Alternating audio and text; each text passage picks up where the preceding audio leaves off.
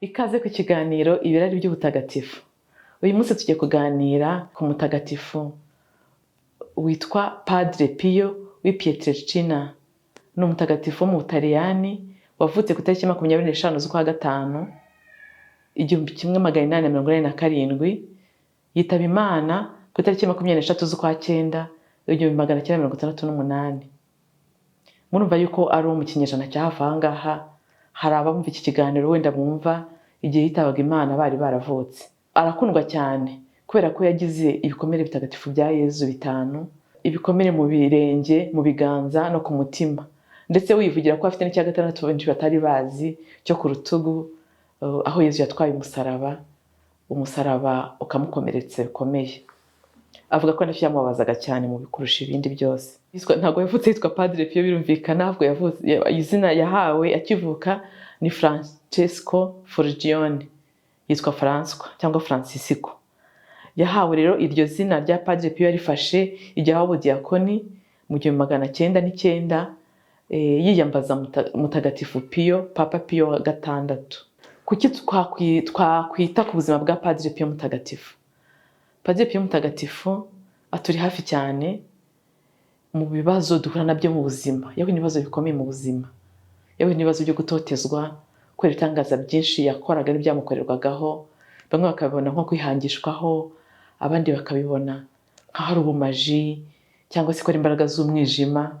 Mbese akamera nka Yezu wundi bavuga ngo ububasha akoresha ibitangaza ngo buhabwa na Beelzebul, umutware w'amadayimoni cyangwa amashitani.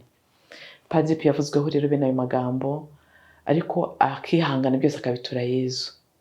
Nagira ngo muri kiganiro turebe ibyo bikomere 5 bya Padre Pio rero 6 tubisanisha n'ibikomere byacu bwite.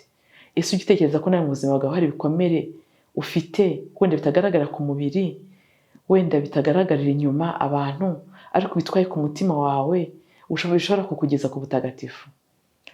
Hari ibikomere umuntu ahura nabyo aba akwiye gukira, ibikomere bimubuza kwegera Imana, ibikomere bimubuza gusabana n'abandi, ariko n'ibikomere uterwa ahubwo no gukorera Imana no kuyisanga.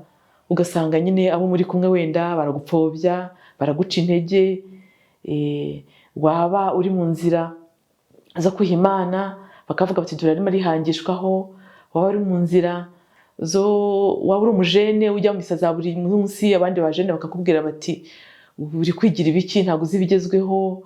Cyangwa se waba uri umubyeyi uzi inshingano zawe ko bikwiriye, utagendera mu bigare, batura nawe ntabwo azi ibigezweho, n'ibindi n'ibindi. Hari amagambo batuvugaho ashobora kudukomeretsa ari turi mu nzira zo kwitagatifuza. Nagira ngo turebere kuri Padre Pio mutagatifu byo kuduca intege, ahubwo nawe atangiye kuvugaho amagambo mabi, ugiye bibuka yuko igiti cyera imbuto aricyo giterwa amabuye, kugira ngo nyine bahanure izo mbuto.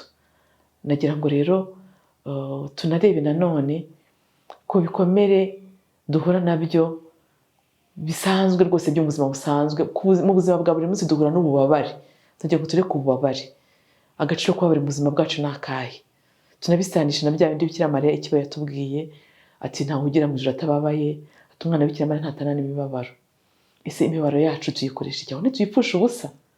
Iyo duhuye n'ibibazo bikomeye mu buzima, dusenga tuganya cyangwa dusenga tubitura, tubisanisha n'ibikomere bya Kristo. Nagira ngo ububabare bwa Padre Pio, ibikomere bye bitwibutse ibikomere bya Yezu. Yezu nyiri ibikomere byadukijije, tujye duhishamo ibikomere byacu. Hasingizwe Imana, abamarayika n'abatagatifu bayo.